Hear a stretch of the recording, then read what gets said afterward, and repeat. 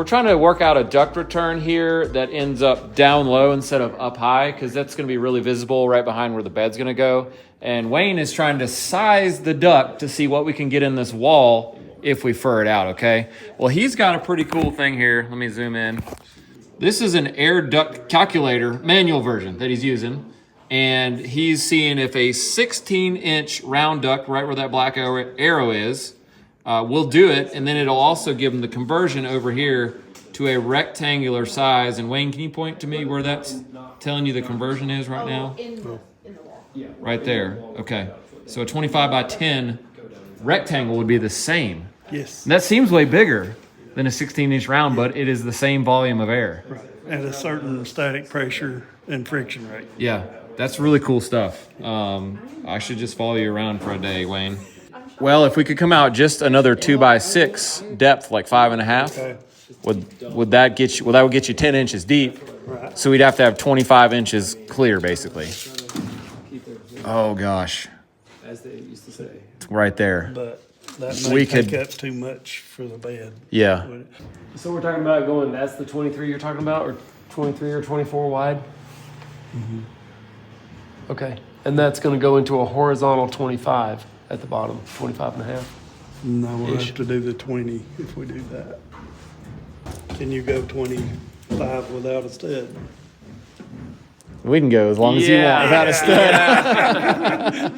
Well, let me look. Hang on. Well, the end of a truss is right there. Everybody says, But well. yeah. What's up, Brock? Hey.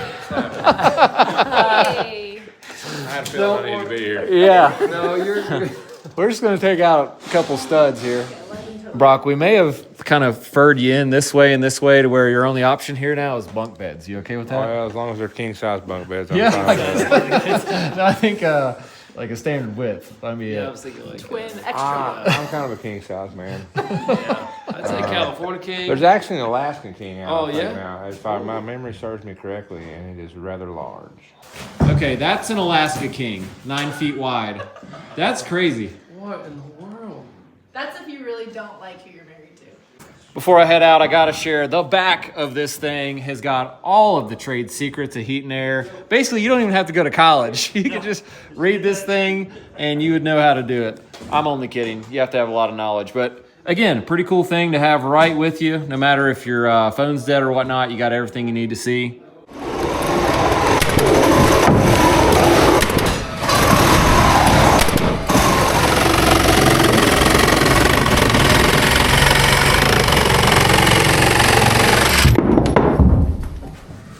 We're back on the job this morning and we're doing a little remodeling for the heat and air man. Alexis and Brock decided they wanted to move this air return vent from up high where it's going to be a little bit of an eyesore to down low, like behind where a night table might go next to the bed. And to do that, we've got to get the duct in the wall. The wall needs to be thicker, so we're furring this whole wall out.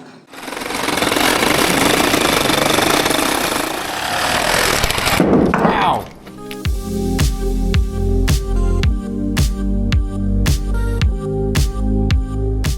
Having to make framing modifications is super normal if you didn't know, to accommodate things like the return vent, which is one air duct, typically like this big around. Most of the supply ducts are broken into smaller ones and they are evenly distributed, but the return is usually one big bad boy duct. And that's why it's hard to find a place for it unless your engineer or your architect designed that place into the house. Whoops. Usually they don't. So then we're stuck out here trying to figure it out. That's exactly what we're doing right now. I'm going to just say I think we got lucky, though, that we have a good solution.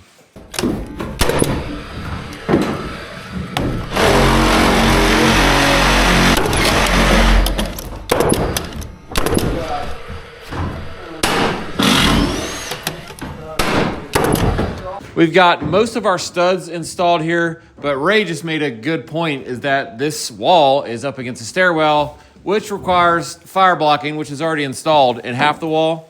But now we're gonna have to make it come on out flush, or else this does nothing.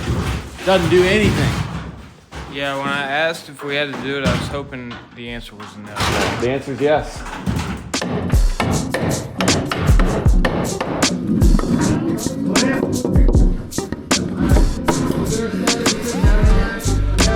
Yeah, well. do you think, Wayne? I feel honored to have all these guys working for me now. Getting walls built just for me. I think you've got the perfect size. Chase over there, oversized by 1/2 inch. Cool. So all kinds of room to work with. Good. Jamie got some footage for you guys here, but unfortunately, due to the camera angle you chose, Yeah? it just looks like a bunch of guys running around. I thought I chose the best angle. I can't tell we're doing anything. Oh, there it is. There you go. Okay, now bam, we're bam, doing bam. something. Okay. Studs, work. Good job. As you're watching us remodel this wall, it may seem pretty bad to have to do this now, but let's think about how much worse this could have been if there was already wiring in this whole wall that now is too short. If we move the boxes out 6 more inches, we'd have to tear the wiring out all the way back to the panel, run new home runs. It could cost way more money and be way more of a hassle. You're just making me think of what could even be worse than that. As if I didn't bring any attention to this to the homeowner until the drywall was in. That would be so bad. Now, I didn't really want to tell him about this because I didn't see another option. And really, this option didn't even come about until we thought, uh-oh, I think she's really not happy with this. We better think hard. And we got lucky.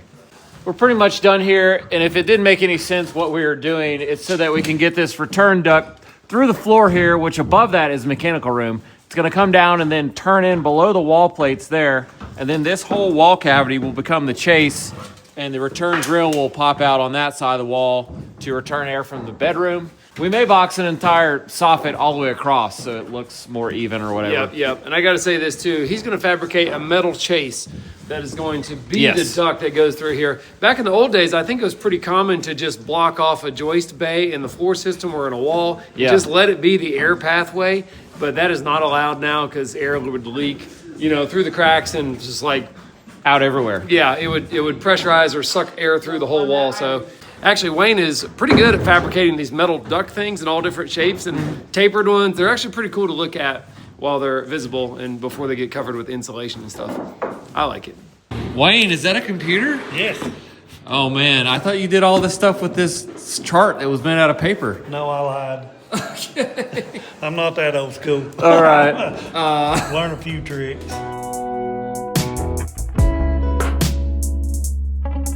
This is kind of crazy, but it's like mid-March here, but it snowed last night, and now it is freezing. We're all frozen, so uncomfortably frozen. I'm wearing my nice clothes, and I don't even want to do that. It's my expensive shirts. Double neck thing? Yeah. Yeah. I was going to wear this one like this. This one like that. Dude, it's cold. I'm moving on to the next task here today with Team Pass Low GRK and Tapcon. Congratulations on the sponsorship. Thank you. Looks great. I'm pretty proud of that. Yep. So what Jamie's thinking about this fireplace is that it's going to have a lot of weight put onto this structure with the stonework, and it needs to go somewhere besides down on these floor trusses, right? That is right. And right now, it's actually not even that. It's falling in between the floor trusses, just on the sheathing. Oh, even better. And now we are going to sheathe this whole unit, right? So that it will have rigidity and it can't like skew. So it'll be like one unit. But yeah, we want to transfer that load back to the wall plate a little bit if possible. So you're thinking like some big diagonals from maybe out here to down to the wall plate to the exterior wall? I think so. The bulk of the weight that I'm concerned with will be on the face of this thing. Because it's like the largest area and the farthest out away from the wall. Okay. So I want to transfer that load back to the wall plate as much as possible and then go underneath the floor system and duplicate that same thing underneath where these point loads is sort of a point load right now, but it won't really be when it's all done. At any rate, I'm going to treat it like a point load because that's more overkill. Okay. And that's what I'm not going to prefer. disagree with you. I actually agree. This is a good idea. I think it's a great idea. There's no dedicated foundation under this thing like a real masonry fireplace, which would totally carry the load. But we built this exactly how the plan described. Yes.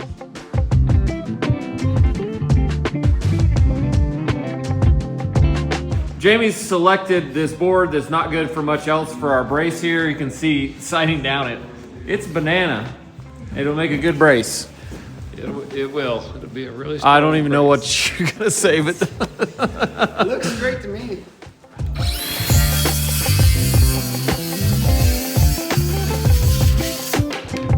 to get this brace fit, I basically just held it up there and roughly marked the angle across the board. Now I'm just going to start cutting away at it till it actually fits in there like I want it.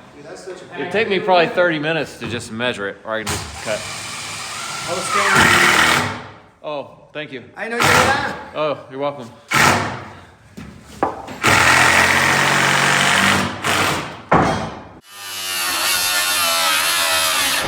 Ooh. Gosh, that's pinching tight.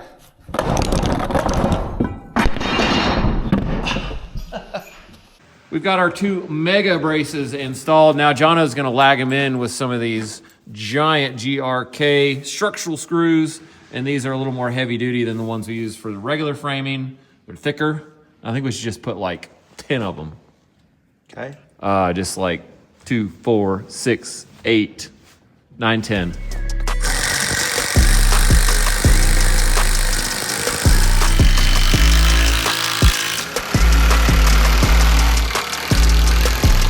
That's going downstairs, the brace. Oh yeah.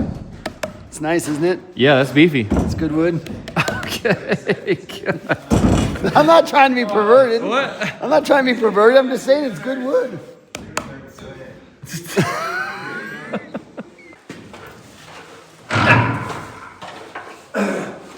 Oh, if I can get a screw started now. I was gonna start one. I should have started one. I thought about it.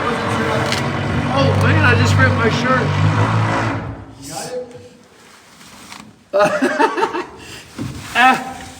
It's a little tight in here.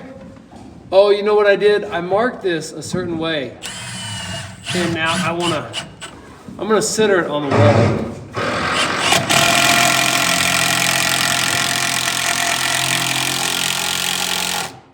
So loud, bro. Why so loud?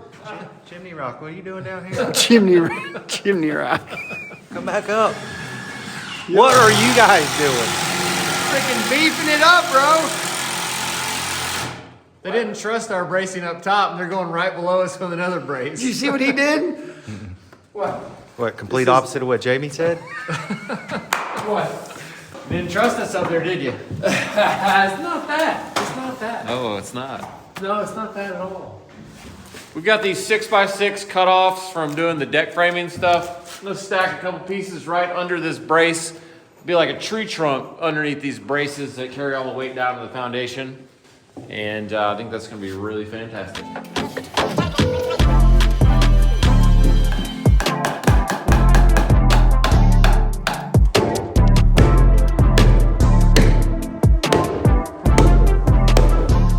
It's a beautiful day and I'm out on the links today with Grayson to hit a few balls and tell you about today's video sponsor, Element.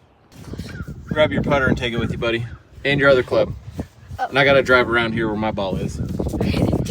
Man, it just cleared the creek. Element is my go-to electrolyte drink mix. I take it to work with me, golfing, mountain biking. I have it in my car at all times because it's way better than drinking water. It actually does a way better job at keeping my electrolytes balanced for whatever I'm doing. And it has a science-backed ratio of electrolytes, 1,000 milligrams of sodium, 200 milligrams of potassium, and 60 milligrams of magnesium, and 0 sugar. So unlike most of the sports drinks you'd pick up off the shelf that are loaded with food coloring and sugar, this doesn't have that, still tastes amazing.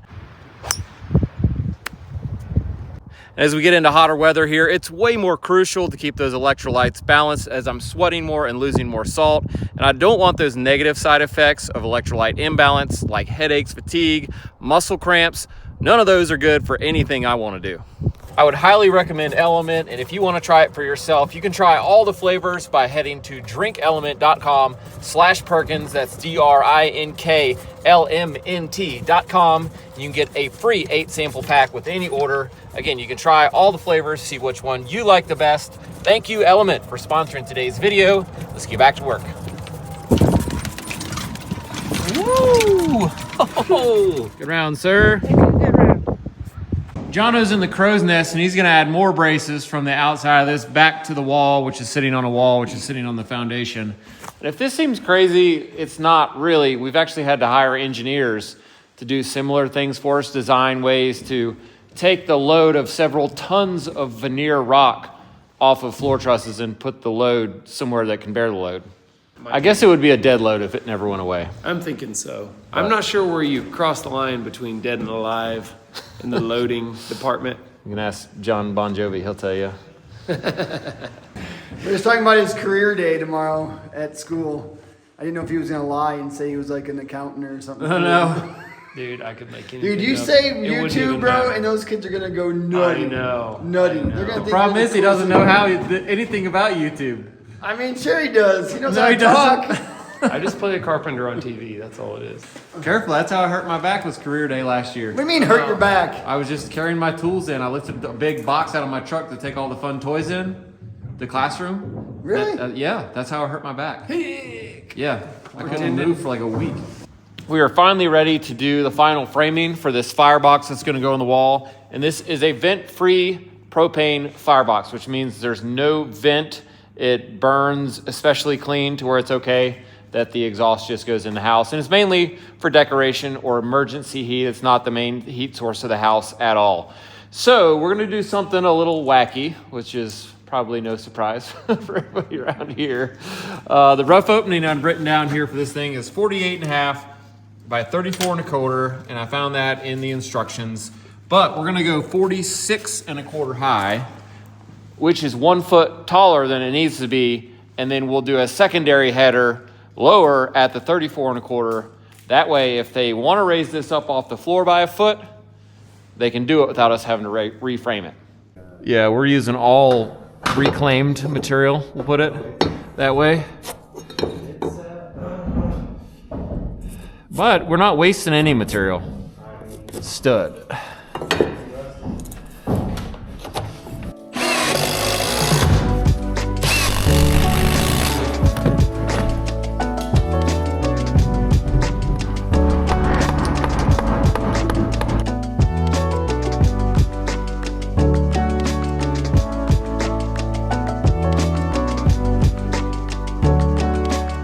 Jamie's gonna mock up the mantle here, I'm assuming. And then I think we're gonna try to be really smart and recess where the bracket would be for a flat screen TV.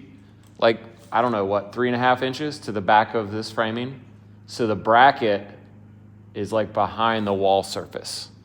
So we're gonna cut out a block here, Ray, 29 by 49, like a piece of sheathing. Like make a TV out of a piece of sheathing. 29 by 49. That's a 55-inch TV. Okay. Try to figure out exactly where we should leave that recess vertically. Got an idea. 54 and 45. That's easy to remember. No matter which side of your tape you read, it'll be right. We'll just screw that on the back of this, and then we'll just stud in, Yeah. you know, to narrow down on the size. And then of we the should probably recessed put area. some solid 1.5 Yeah. behind the yellow board in the area. Yes. There. So to be clear, the TV will not be recessed. Yes. The bracket and the outlet and the internet and whatever else goes back there. Okay. The Hulu and the Okay. I don't know the rest.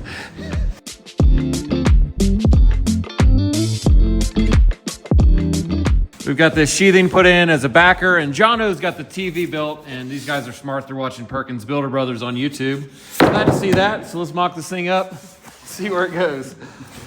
You want it now? Oh, don't mess it up. Oh, it was Don't mess it up. I was redoing the letters. No, I can make that look good.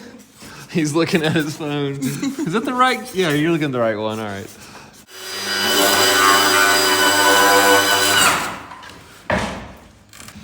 All right. If I were going to have TV in, Right now, the top of the mantle is at 5 feet high, which is in a lower kind of level. But this is what I would recommend for not making the TV go too high. It's totally above the range of any combustible material allowed, so that's Firebox. acceptable. All right, let's mock this TV up now to see if we can find where the bracket's going to be. So it's not going to Basically- sit on it.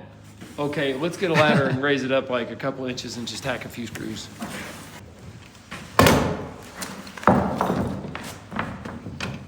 Not bad. I think it's borderline on the high side for me, just for my comfortable neck position here.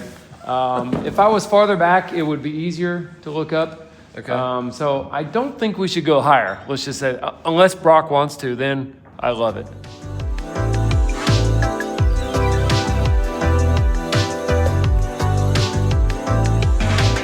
We're back at the job this morning, and we're beginning the arduous task of figuring out the electrical plan with Nathan Morgan and his crew.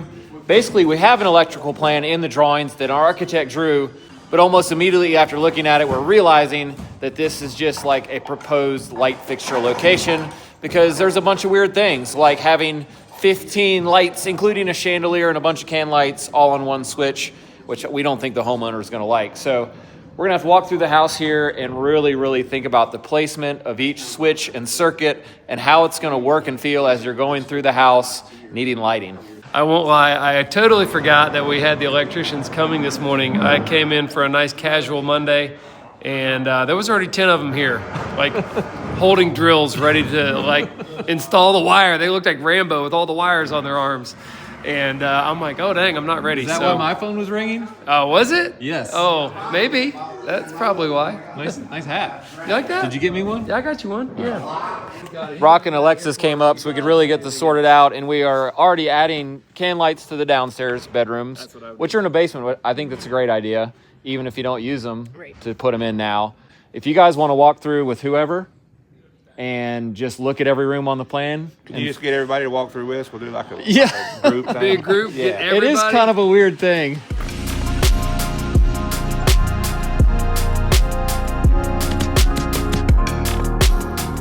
Yo, you got that big hammer? Yeah, I got it. You need it? Yeah, bro. Oh, okay. We got a little wedge going. Yeah. What are you building? Bro, I don't know. We're making a hole for the return. Okay. Is that going right there?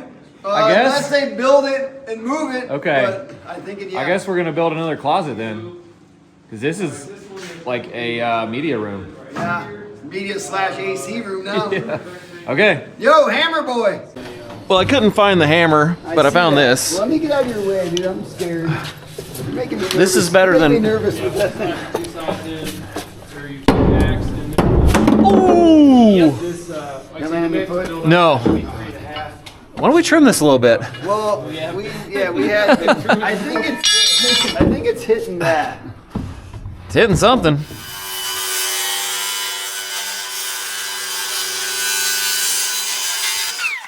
There's definitely a fine line between having stuff fit and fit too tight, where it just won't go together. I mean, we're going for tight, but it is a struggle.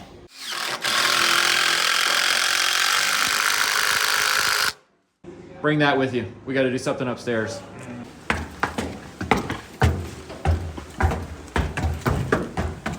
So here's the deal. Alexis wants to move this up 4 inches, which still gives us our clearance of 17 to the bottom of the mantle per the combustible distance. But I'm just realizing now that I'm looking at it that Aaron snuck in here and already did the gas piping to this firebox. So they want it moved up 4 inches. Yes. Okay, there's nothing to take apart. These are compression fittings. They're not threaded. Oh, I saw them putting them together in the basement the other day. I guess I need to call him. See if there's Now- any. See how much slack is in that pipe. Now we can cut it here without the droppings going down there. Yeah. Hey Jamie, why don't you call him? I don't I know want it's to your call him. favorite thing to do is This call a my subcontractor. My least favorite thing to do is to call the plumber and tell him we're getting ready to cut all of his stuff apart. Oh man, here we go. Okay, put my finger in the pipe. Okay. Pull the shavings out. Okay. We'll get with one of the guys that has fingers and we'll get them to do that. Okay, sweet. Yeah. Okay. So we got the go ahead to cut this right about there with a Sawzall and then get the shavings out with your finger. Mm-hmm. And then we can move it up. There you go.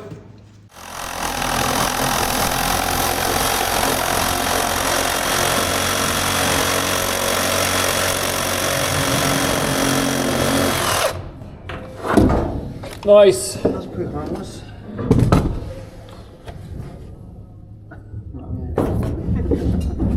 Get the shavings out, Daddy? Yeah, it feels pretty clean. It's sharp as crap, I'll tell you that much. You want me to bring the vacuum up here and suck it? I think it's clean.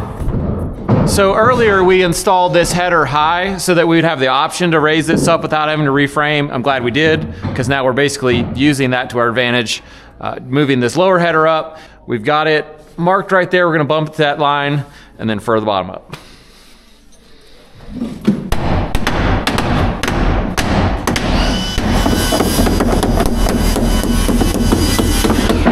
Yep. And that does leave, our 17 inches clear. And actually, you know what I'm remembering is that that's to the inside of the firebox. Oh, so that is from not the top of the firebox, but from the inside is a 17.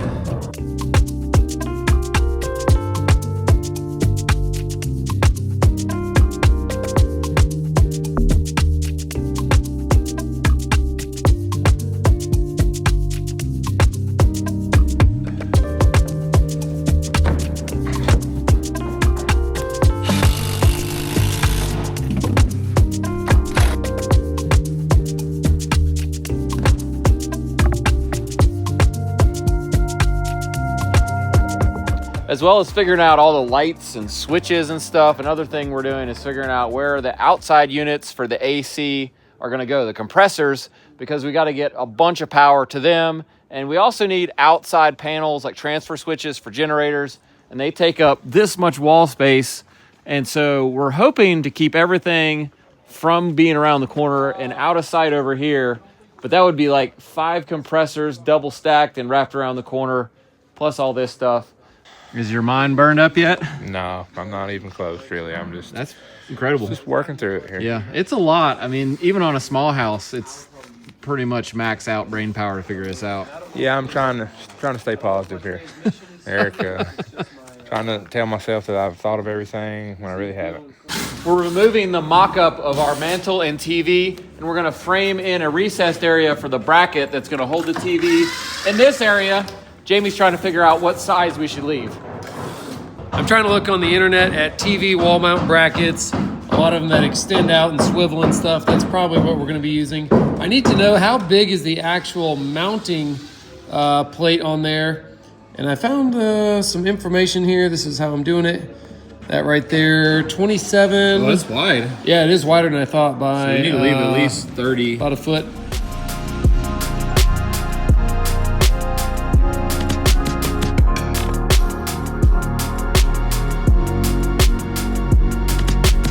Up next, we're cutting some material to back this. We're gonna put it behind this layer so that when we go to lag in this bracket, it's solid behind it and not just sheathing. Jason's run a screw in right there so we know where the outside edge of this framing is so we can run screws through the back and attach it and make sure we hit something.